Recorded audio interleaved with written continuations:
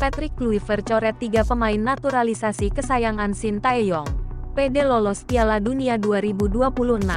Patrick Kluivert bersama 2 asistennya asal Belanda, Alex Pastoor dan Danny Lensat tak bisa bersantai. Sebab, pada 20 dan tanggal 25 Maret tahun 2025, Timnas Indonesia sudah ditunggu Australia, tandang, dan Bahrain, kandang, di lanjutan grup C kualifikasi Piala Dunia 2026 zona Asia. Tercatat, ada sejumlah pemain keturunan tambahan yang bersedia berganti paspor menjadi Indonesia seperti Kevin Dix, Miss Hilgers dan Eliano Reijenders. Belum lagi oleh Romeni, Hairo Riedewald dan Emil Audero yang digadang-gadang akan membela Timnas Indonesia pada Maret tahun 2025. Namun, dari sekian pemain yang bersedia dinaturalisasi, ada beberapa nama yang mungkin tak diandalkan Patrick Kluivert. 3 nama yang berpotensi dicoret adalah Rafael Struijk, Justin Hubner dan Nathan Chuaon. Rafael Struijk tidak menunjukkan dirinya sebagai bomber tajam layaknya sang pelatih semasa aktif sebagai pemain. Semenjak turun di level klub profesional pada 2022, Rafael Struijk baru mencetak 1 gol dari 20 penampilan. Begitu juga di tim nasional, yang mana hanya mencetak 1 gol dari 22 pertandingan.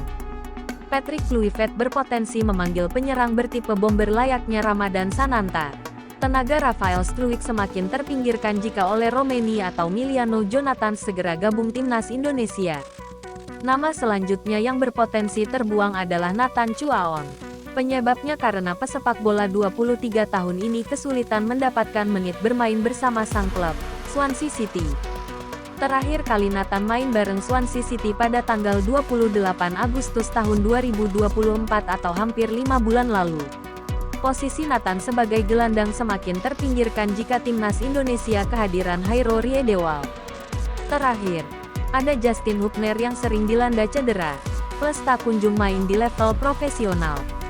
Jika kondisi ini terus terjadi, Justin Hubner bisa digeser Elkan Bagot yang rutin main bareng Blackpool FC jika tidak mengalami cedera. Media Korea Selatan, program naturalisasi pemain Timnas Indonesia bagai racun bagi Shin Tae-yong. Media Korea Selatan, Dailian, masih melontarkan sorotan tajam terhadap pemecatan Shin Tae-yong (STY) dari kursi pelatih Timnas Indonesia. Sebagai informasi, Ketua Umum PSSI Erick Thohir mengumumkan bahwa Shin Tae-yong resmi diberhentikan dari kursi pelatih dalam konferensi pers Senin tanggal 6 Januari tahun 2025. Selanjutnya, posisi pelatih Timnas Indonesia sekarang diisi oleh Patrick Kluivert, dengan kontrak 2 tahun dan opsi perpanjangan 2 tahun pula. Pemecatan Shin Tae-yong pun menuai sorotan tak hanya di Indonesia, tetapi juga di negara asal STY, Korea Selatan.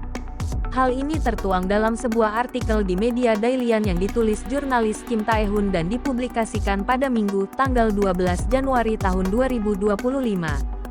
Menurut artikel tersebut, publik Korea Selatan masih tidak terima dengan pemecatan Shin Tae-yong oleh PSSI yang dianggap dilakukan secara tiba-tiba dan tak masuk akal. Selain itu, program naturalisasi Timnas Indonesia dianggap seperti racun bagi juru taktik berusia 54 tahun ini.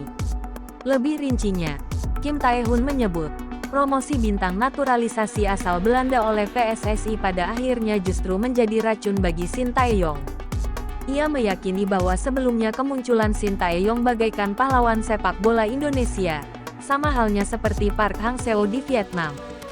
Sederet prestasi juga sudah dicatatkan Timnas Indonesia bersama Shin Tae-yong. Mulai dari lolos 16 besar Piala Asia 2023 hingga lolos ke putaran ketiga kualifikasi Piala Dunia 2026. Hal inilah yang membuat harapan besar muncul disertai perpanjangan kontrak hingga Juni tahun 2027 pada tanggal 28 Juni tahun 2024 lalu. Namun, kegagalan di Piala AFF 2024 membuat suasana menjadi berbeda, meski hal itu dianggap bukan alasan utama pemecatan Shin Tae-yong. Kim Tae-hoon juga menyoroti sikap fans lokal Timnas Indonesia yang merasa janggal dengan pemecatan STY.